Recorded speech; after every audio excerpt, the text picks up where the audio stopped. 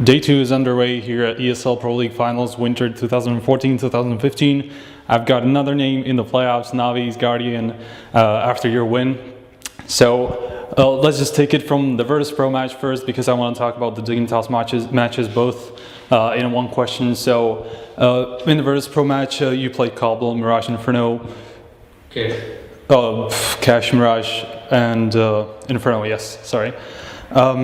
So let's just talk about the veto first. How did you feel about the maps, because the third map is always random?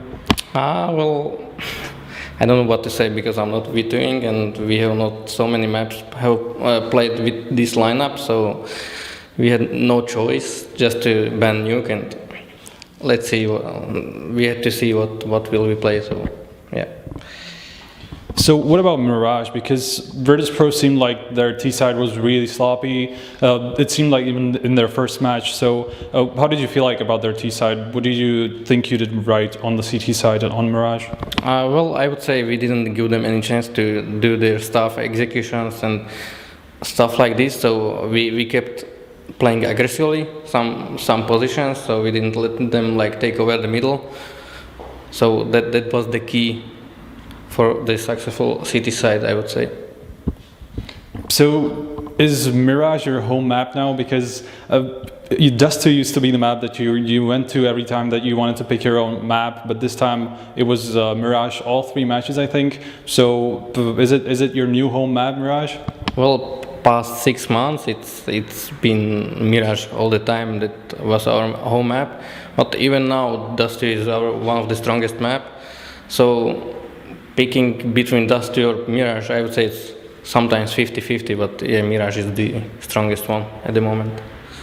So it's now been at least a few weeks since you picked up flamie. Only yesterday, I think you actually announced that he's your 5th player for sure. He's not a stand-in anymore. So how have you adapted to his playstyle? How has he adapted to yours? Well, there was not much things to do or to change, because he's the support kind of player that stays at the sides.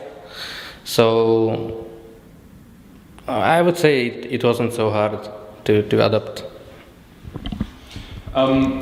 Actually, let's just talk about the Dignitas to both of the matches. What I want to ask is basically what went wrong yesterday, because compared to today, where you actually stomped them twice, 16-4, 16-3, yesterday you had a very hard time against them. You lost against them 3-1. So was it the wrong mindset? What was it? What do you think? I would say it was the mindset that we didn't give the match like 100%, and we just made fun of the game and made so many mistakes and solo plays and this kind of stuff. So I would say it was about mindset, not about the game. So in the first match against Dignitas, you had a pause at 0-7 on Inferno. You were on the CT side and you were losing 0-7. So what I want to ask you about is just what were you talking about at that pause in the timeout? Well, we tried to find out how to change our style to get some rounds, but it didn't go well. So the timeout didn't help at all. So, but yeah, we were talking how to change the game and how to try to come back. But yeah, we failed.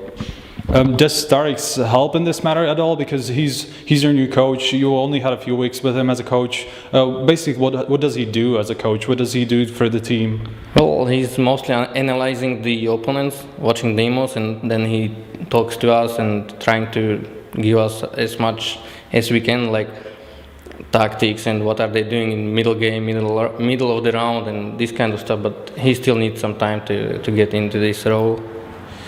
So yeah.